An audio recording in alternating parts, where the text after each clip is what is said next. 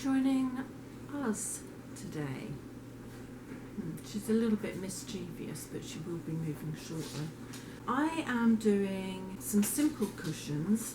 These go in garden furniture. My friend has them in her sunroom, so she has them in the house. Got a nice striped fabric to use, no piping, a zip, and just a little bit of shaping. So let's get on with it. I've opened the back and the foam is pilling. It's really beyond its sell-by date, as I would say. If I measure from the back across, I've got an extra inch of fabric here. I know she doesn't want to replace the foam, and that's understandable. It is expensive, but I will take measurements, and if she chooses to, we can do that later. And then the depth of the pillow, 5 inches. I'm going to measure the width. Technically it's 24, but I'm going to make it 23.5. So I'll cut my strips at 24.5. And I'm just going to cut 2 strips because she has back cushions to go with this, and then I can cut the lengths that I need. I'll think about whether I want to go all the way around and put the zip here, or if I want to put a border here. The centre of the whole pattern is here, across the width of the fabric. It should be about 27 inches. So if I measure from there, which is the centre of that one, to there, it's 27 inches, and I only want 24.5. For 27 is 13.5, which means that this is the centre one. And then I'm going to have to cut out 12.25 inches either side, which takes it to that black. So if I cut up here on this one and the same on the other side, I will make sure that I've done that right. I'm going to just cut up here for the makings of one length of cushion. This is the border for the back cushions. It's 1/2 inch narrower than the seat ones, so I had to slightly change the size of the curvature, but not by very much. I use this top one as the template, and I'll cut all the others to match this. When you've done that, line up the sides. They're slightly off, but I won't worry about that too much, and then cut the centers of each border. This is the back seat cover, but I did the same with the seat covers. Just make sure you have marked the center front on each side of these. If you don't, you're going to have a bit of a problem lining everything up. With a couple of these covers, I've managed to harvest the zipping. Then I used some continuous zipping on one of them, and the last 2 I've had to use this. I went to Walmart for a roll of continuous zipping. They didn't have it. I went up to Hobby Lobby yesterday. They didn't have it there either. So I decided to use this instead. I'm going to fold that over like I would do. Sorry, the dog is blind and she takes things for a ride because she can't see them. Stop it, honey. Go. So anyway, I'm going to, 3rd time lucky, maybe she'll go and find somewhere to sit. Like I do with everything else, I'm going to line up my zipper. Have a little bit of a fold there. Unlike the way I usually do it, I'm going to do it in 2 separate pieces, especially for this kind of application. Folded that down a couple of inches, it should hold. Pop that underneath. Now the width of this is 23.5, but obviously I've got this, and I could only buy a 24-inch zipper, so I'm having to be a little bit flexible with my measurements here. I'm going to sew that into place, just like I usually do. Fold that and keep it even all the way to the other end. I've got almost to the top. Put my needle down, bring my foot up and push the slider to the other side, foot down, and finish up to the end. That's almost at the end. Now I need to put the other side on, and start at the top like that. Around about there, it should go in evenly. Slide that underneath and go down the other side, just as I do with any other zip that I'm applying, all the way to the bottom. So you can use dress zips. In this case, they only had zips for jackets, so that's what I had to buy. I don't know why I can't get things in the local shops. It's really weird at the moment. And then off the other end. I don't want this, so I'm going to cut that up because it might be in a different position. Not only that, I don't want the roughness of the metal to be a problem with the seat cushion. My seam goes a few stitches over there, and the same on this side. I'm going to just take that metal piece off. I would have purchased a longer zip if they'd had one, but they just didn't have very much of a choice. Never mind, just one of those things.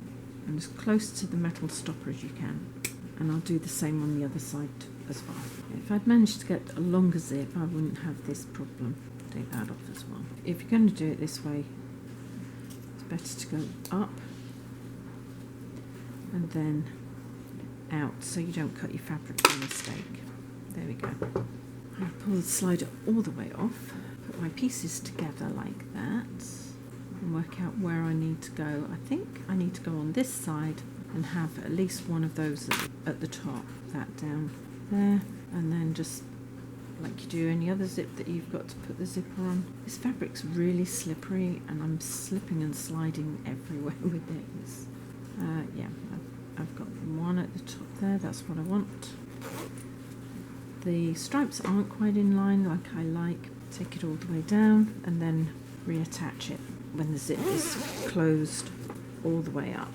All I'm going to do is reopen a little piece here and re-slide that on. That looks about right, and then push. You have to see in a minute whether I've got it in the right place again. Yeah, I did. Good. Alrighty, I need to make some marks on here. The width that I cut was 5.5, but the space I have once sewing is only 4.5, so that's 2 3/4 that side and 2 3/4 that side of the zip, and I'll do exactly the same on the other side. It means I sew to that point and then turn the border across so I can sew to the other side. Now I personally prefer to start centre front, so there's the centre of the front of the border, there's the centre of the cushion front.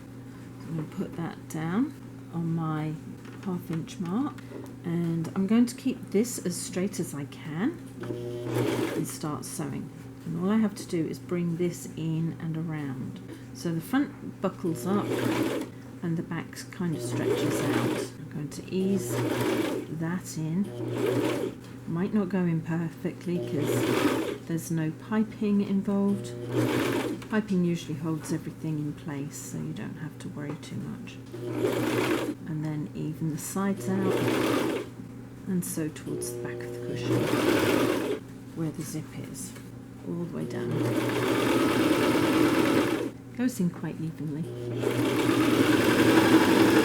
As I get towards the back, I do pull the top of the cushion round so it's easier to get to. Coming into that corner.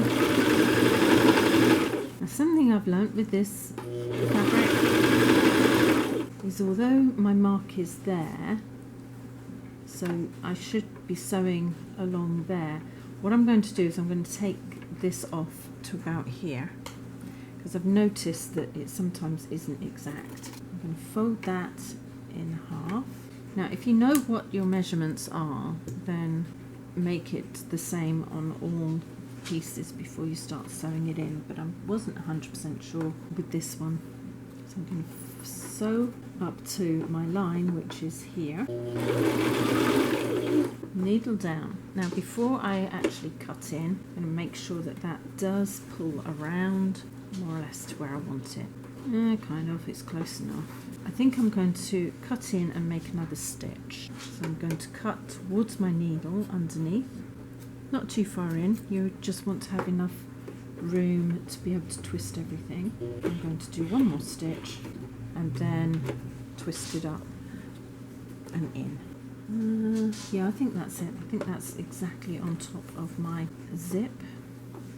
But now I can't see underneath, so I'm going to just cut this back a little bit so I can see right underneath as well. There we go. Now I can see the border and up towards the zipper. Stop there. Now I do prefer to have a piece of fabric underneath, so I'm just going to cut this off like this and like that. Fold that in half, finger press it, and slide that under where the zip is going to be sewn in. Make sure that that is in line with the needle and across. Put that down and then sew all the way over the zipper. Take that in just a wee tad. Reverse.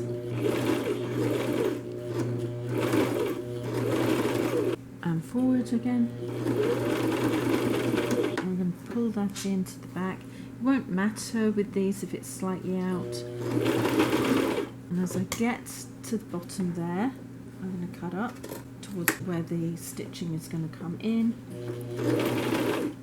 Needle down, foot up, and twist the top fabric on top of the base fabric, because the base fabric has to be kept straight. And so I'm going to sew all the way to the front like this. As I come to the front, I can see that this is going to fit in. Pinch there. Then as I get to that point, I'm going to start bringing the fabric around and into place like that.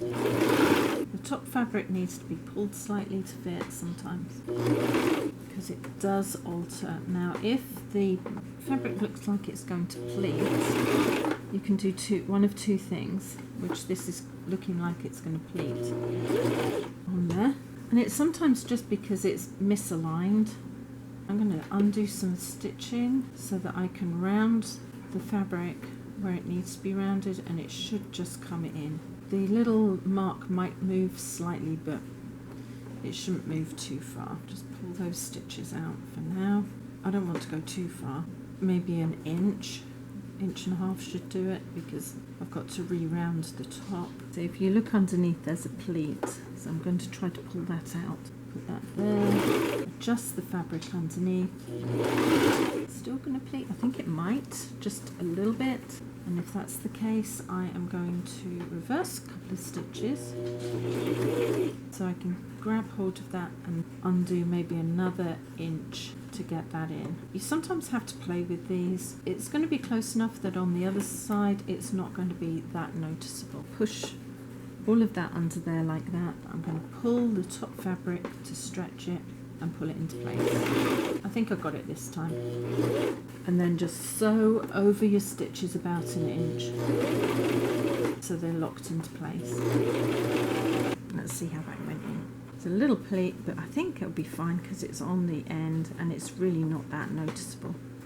I'll see how the other one goes in. If the other one goes in better, then I'll just undo it and re-sew it into place, because sometimes one side goes in better than another.